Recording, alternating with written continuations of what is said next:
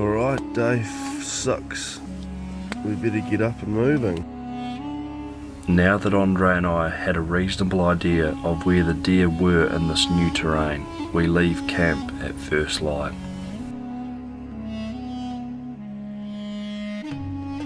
After yesterday's success, we decide to hunt together, sidling up and through a series of new gully systems. A decent amount of rain had fallen overnight, leaving the forest canopy sodden and wet. And today, we would try our hand at stalking into the dogwood thickets in hope that the wet bush would work in our favour. There were no shortage of deer in the dogwood thickets, but trying to sneak through tunnels and holes in a woven and intertwined mess of dry bracken was fruitless. I think we're going to break out now onto the top. We just put up 3 deer. Sounded like at least 3 deer. And all this dogwood. They're living up here.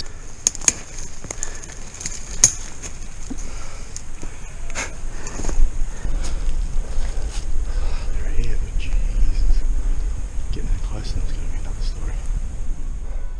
With only glimpses of a yearling hind, we decide to climb above the dogwood and continue sidling up slope.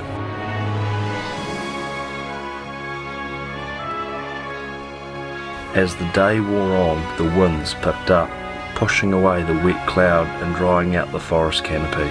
But with the wind came yet another set of challenges, swirls and eddies that made it difficult to pick the direction to face our noses into for the stalk.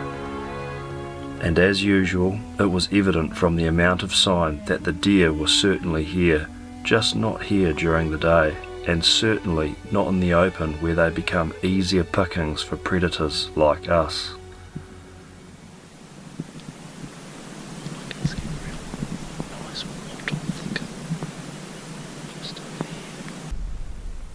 We climb around the northeastern faces again, hoping to replay yesterday's events, coming upon stands of newly budding wattle which we groomed thoroughly with our field glasses.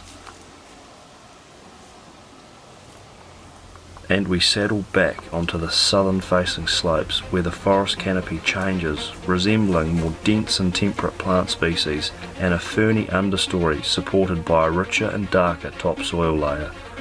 Remnant signs of a thriving ecosystem with more organic matter on the ground.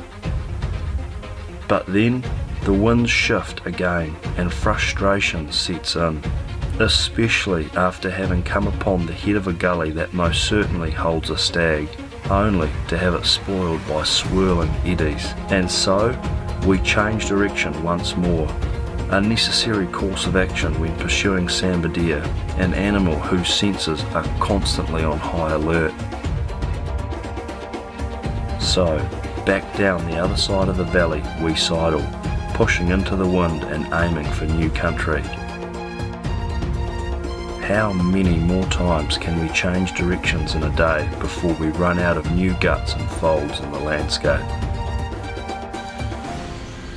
Just seen a young stag just load across this dry spur, followed by a hind. I'm just waiting to see if a mature stag follows them.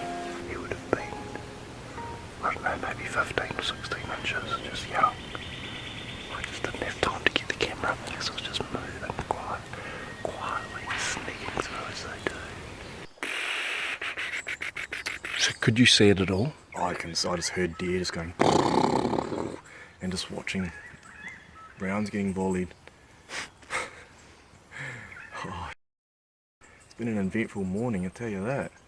Yeah. That young spike that was there. I was literally just putting up binoculars. Hey, look, that looks like a shape, and then boom. Oh man, how close? I would have been within 20 metres. I think what was happening is he couldn't see me because of my camo. And I was just sort of weaving in and out of trees, so he was just standing there. That's why he honked, because he couldn't smell me. I reckon he had about 15 inches on his head, didn't he? He was bigger than a Oh, spike. all I just saw was there was antlers there. They were like that, maybe. Yeah, I think it was about that. I did tell they were quite narrow. So Yeah. it's probably only, unless they were his brows and he was like a 30-incher. Well, I've just put shots up the back of a stag running up this ridge here. I just heard a honk before and thought, did they spook? I'm not sure. I'll just keep going quietly. Kept coming up, made a little bit of noise, then got honked again, but it was a different type of honk.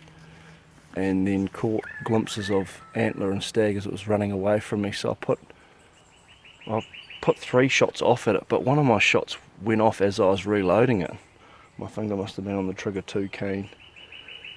So that went off into the dirt. I thought you were shooting at a Sambar swinging through the trees at one point. I was like, he's aiming up, way uphill. Shit, it must be flying. It's easy, 3 fingers wide. That was not a bad stag, that one. And he's continued to run all the way up and away.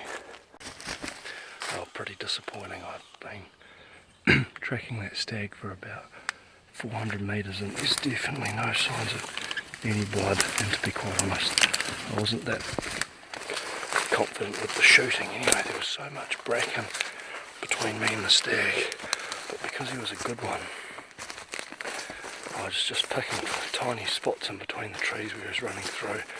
He was 130 metres away, and you'd be surprised how fast they move.